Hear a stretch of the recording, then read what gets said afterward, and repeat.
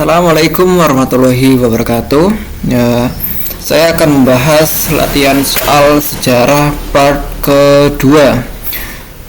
Langsung saja kita ke soalnya. Soal nomor 11 ya teman-teman.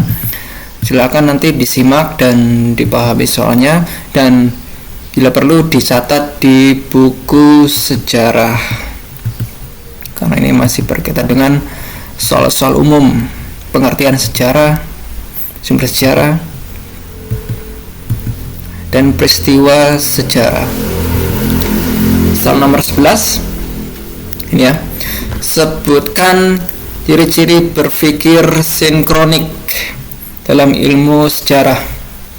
A. Mengkaji masa lalu, menjangkau kajian yang luas, N. Malik. B. Mengkaji masa tertentu bersifat horizontal, jangkauan kajian lebih sempit. C. Mengkaji masa silam, empiris, metodologi. Atau D. Bersifat horizontal, empiris, metodologi. Atau E. Jawabannya A dan C benar. Apa yang kalian ketahui tentang sinkronik? Ya, sinkronik itu mengkaji satu peristiwa sejarah ya dengan menggunakan atau secara sinkronik.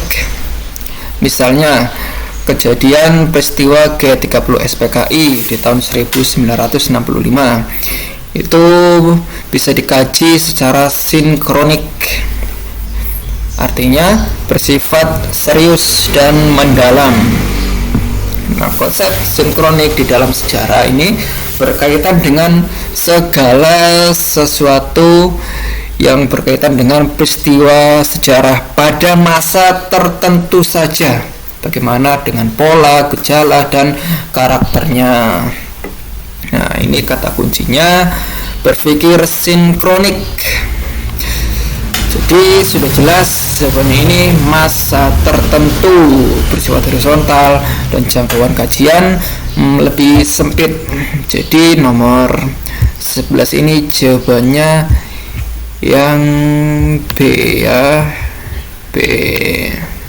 Mengkaji masa tertentu bersifat horizontal, jangkauan kajian lebih sempit. Ini ciri-ciri berpikir sinkronik. Oke, lanjut langsung saja ke nomor 2, ke nomor 12. Di bawah ini contoh yang tepat dan sesuai dengan cara berpikir sejarawan yang sinkronik. Ya, ini masih berkaitan dengan soal nomor 11 tadi. Sinkronik pada masa tertentu. A. Peristiwa pertempuran di Surabaya. B. Peristiwa G30 SPKI. Atau C. Keadaan politik di Indonesia tahun 1998. D. Keadaan wilayah yang sedang kacau balau. Atau E. Benar semua. Ini jawabannya hampir benar semua ya, tapi ada salah satu jawaban yang paling tepat dan itu paling benar. Kata kuncinya adalah sejarah merupakan, nah ini langsung diulas sedikit ya, menggunakan konsep berpikir sinkronis, seringkali mengkaji, menganalisis keadaan suatu tempat pada waktu tertentu. Nah ini ya, waktu sinkronik itu berkaitan dengan waktu berdekatan dengan tanggal. Sudah pasti ini jawabannya yang C. Sinkronik berkaitan dengan waktu. Kapan waktunya? Ya ini kapan?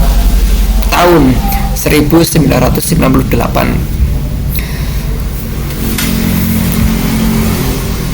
Sudah jelaskan nomor 12 sinkronik. Lanjut ke soal nomor 13.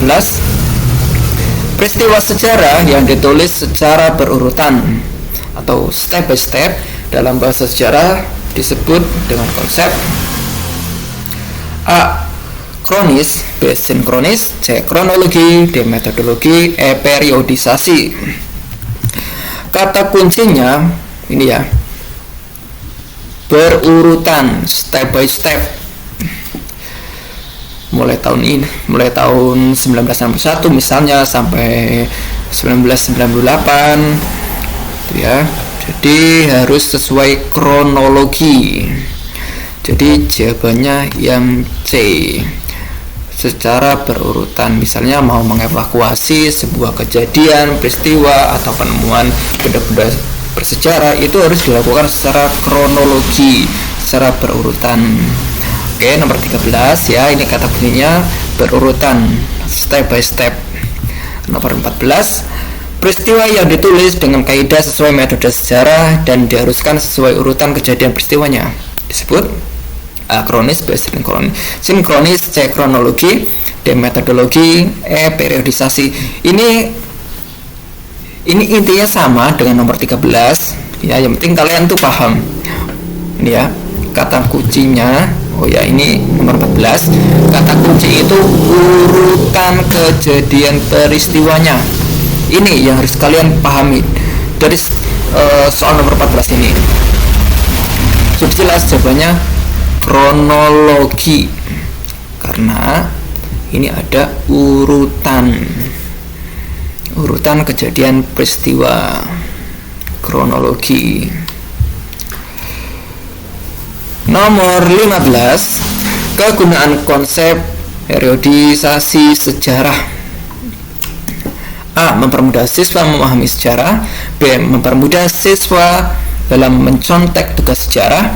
C. Mempermudah penyelesaian masalah sejarah. D. Menjelaskan konsep sejarah. E. Menjelaskan gambaran umum sejarah. Kata kuncinya periodisasi sejarah. Kalian tahu sejarah itu untuk apa? Konsep periodisasi, periodisasi, periode sesuai dengan tahun A, tahun B, tahun C, tahun D. Sudah jelas jawabannya itu untuk ini. Mempermudah siswa memahami sejarah. Kegunaan konsep periodisasi sejarah. Nah, kalau tidak ada periodisasi sejarah, itu namanya ini kronologi.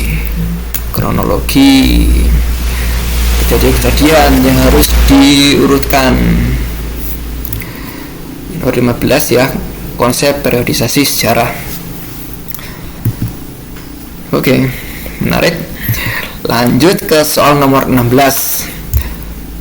Berdasarkan gambar di samping merupakan jenis sumber. A. Primer, B. Sekunder, C. Artefak, D. Lisan, E. Ekofak. Kata kuncinya jenis sumber. Ini uang kertas zaman Belanda ya. Ini ada N. Gulden. Ini milik Belanda.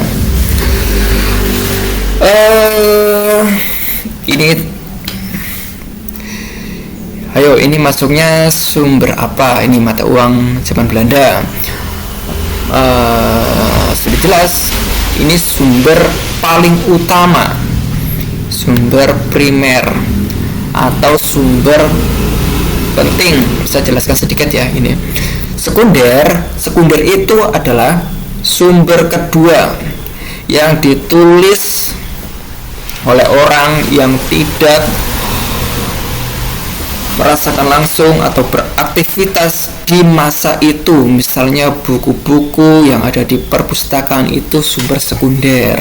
Nah, artefak itu bangunan, candi, artefak benda-benda yang dihasilkan pada zaman purba atau zaman kerajaan, zaman penjajahan, itu artefak. Nah, lisan itu sumber wawancara ya, dihasilkan dari kegiatan wawancara. Ekofak itu alam ya, misalnya gua-gua itu ekofak, gua-gua. Lanjut ke soal nomor 17. Apa yang harus dilakukan oleh siswa agar memperoleh data sumber lisan? Nah, ini masih berkaitan dengan soal 16 ya, sumber lisan. A.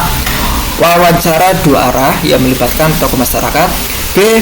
Wawancara dengan narasumber kompeten agar mendapatkan data yang lengkap dan kredibel. C. Wawancara dengan beberapa tokoh yang mengalami peristiwanya. agar data yang diperoleh mendekati kebenaran. D. Wawancara melalui radio digital. Atau E. Benar semua. Kata kuncinya sumber lisan. Sumber lisan itu diperoleh dengan wawancara. A sampai D ini hampir benar semua ya, tapi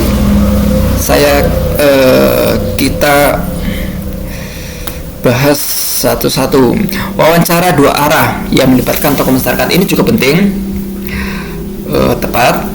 B. Wawancara dengan narasumber kompeten agar mendapatkan data yang lengkap dan kredibel. Juga benar. C. Wawancara dengan tokoh yang mengalami peristiwanya agar data yang diperoleh mendekati kebenaran. Lebih oke. Mungkin ini jawabannya. D. Wawancara melalui radio digital. Yang D ini tidak mungkin ya. Wawancara melalui radio digital, karena radio dalam bentuk apapun itu hanya bisa merekam, tidak bisa untuk wawancara dua arah. Radio. Ya, jawabannya yang tepat itu yang C. Wawancara dengan beberapa tokoh yang mengalami peristiwanya agar data yang diperoleh mendekati kebenaran. Kenapa bukan yang B? Wawancara dengan narasumber kompeten. Misalnya ya, mau mencari data tentang peristiwa G30 SPKI. Orang yang berkompeten itu contohnya ya presiden kedua, Pak Soeharto. Itu kan orang yang sangat kompeten, dia sangat tahu betul apa itu kejadian G30 SPKI. Tapi tidak mungkin kan harus bertemu, karena kan orangnya sudah tidak ada. Sementara yang C ini mewawancarai beberapa tokoh yang mengalami peristiwanya. Nah, ini bisa dengan kakek atau orang sepuh masyarakat desa yang mengetahui peristiwanya. Kan dari tingkat desa, kecamatan, kabupaten, provinsi itu kena dampak semua dari peristiwa G30 SPKI. Itu hanya contohnya ya. C nomor 17, sumber lisan. Nomor 18, apa yang kamu ketahui tentang sumber primer? A. Sumber yang diinventarisir Badan Pertanahan Nasional dan ANRI. B. Sumber yang didapatkan dengan melakukan wawancara. C. Sumber yang diperoleh dengan cara menyebarkan angket. D. Sumber yang unik. E. Sumber yang dikumpulkan dari pencarian buku-buku sejarah. Kata kuncinya sumber primer, sumber penting, sumber yang sangat langka. Nah, ini jawabannya hampir benar ya, dari A sampai C. Ini ya hampir benar sih. Antara A dan B, ini lebih tepat yang mana? Sudah jelas, lebih tepat yang A. Sumber primer itu sumber utama, sumber pokok yang dibutuhkan oleh sejarawan dalam mengkisahkan, menuliskan ke dalam bentuk historiografi. Karena arsip-arsip itu diinventarisir, di ANRI secara rapi ya, dikoleksi. Oke, lanjut ke soal nomor 19. Tahap penelitian sejarah. A. Heuristik verifikasi historiografi kritik. B. Heuristik historiografi interpretasi verifikasi. C. Heuristik verifikasi interpretasi historiografi. D. Interpretasi dan historiografi. Atau E. Verifikasi dan heuristik. Ini kata kuncinya tahap penelitian sejarah atau metode sejarah. Hal yang harus kalian pahami adalah kalian harus tahu apa itu heuristik, verifikasi, historiografi, kritik. Ini metode sejarah. Nah, tahapan penelitian sejarahnya yang pertama sudah jelas itu heuristik. Heuristik mencari sumber sejarah. Verifikasi, ini sudah benar ya, A ya, verifikasi, heuristik, verifikasi. Terus historiografi. Yang ketiga itu harusnya kritik ya. Historiografi itu penulisan sejarah. Yang ini kritik ada dua ya, kritik intern dan kritik ekstern. Kita lihat lagi jawabannya yang tepat B, historiografi harusnya tahap keempat. C, heuristik, verifikasi, interpretasi, historiografi. Ya, jadi jawabannya yang benar adalah yang C, tahap penelitian sejarah. Heuristik, verifikasi, interpretasi, dan historiografi, penulisan sejarah. Oke, paham kan? Sangat mudah kalau soal-soal sejarah. Kalau kita banyak membaca, tahu kata kunci dalam soal, sudah pasti kita akan mendapatkan jawaban yang benar. Soal nomor 20, soal terakhir ya. Apa yang kamu ketahui tentang heuristik?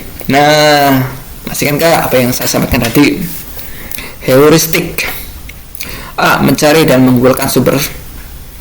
B, menguji kebenaran suatu sumber sejarah. C, penafsiran terhadap sumber yang didapatkan. Dia penulisan sejarah. E, mengaktualkan sumber sejarah dengan fakta yang sebenarnya. Kata kuncinya heuristik. Coba kalian tebak antara A sampai E, jawaban yang benar yang mana? Saya kasih waktu 5 detik. 1, 2, 3, 4, 5. Oke. Heuristik. Yang A, mencari dan menguji. Ya sih benar ya A, cari. Oke, langsung saja kita coret ya. Ini jawabannya yang A, nomor 20. Karena heuristik itu mencari dan mengumpulkan sumber sejarah. Menguji kebenaran suatu sumber sejarah itu verifikasi, dan ini interpretasi. Penafsiran ini interpretasi. Penulisan sejarah ini heuristik, tahap yang keempat. Silakan bila ada pertanyaan silakan komen di bawah ini. Saya guru sejarah, semoga apa yang saya jelaskan tadi bisa dipahami dengan baik ya. Oke, sampai ketemu di part yang ketiga dalam pembahasan soal sejarah yang paling dasar. Terima kasih, sampai